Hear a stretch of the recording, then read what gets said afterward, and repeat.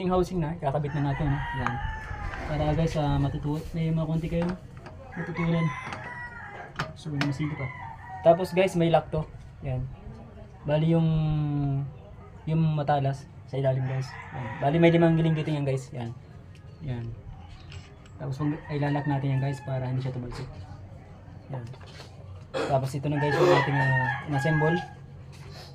Yan. Tatakpan na natin. Guys. Okay. Yan.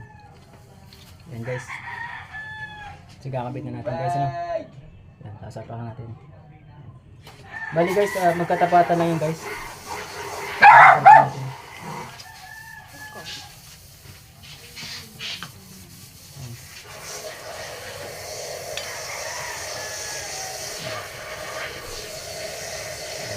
So magkatapatan lang.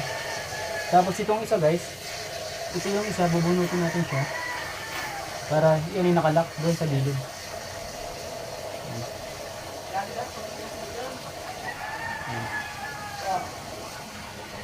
Yan guys. Bali yung isang guys na yan. So ipapanlock natin guys. Yan, ipapanlock natin siya.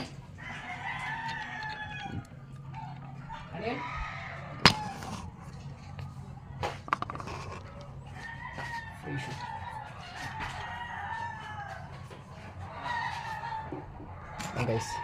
Yan guys, para makita nyo ng actual. Yan guys, oh. Yan. Bubunutin nyo lang siya kung hindi, tapos yan.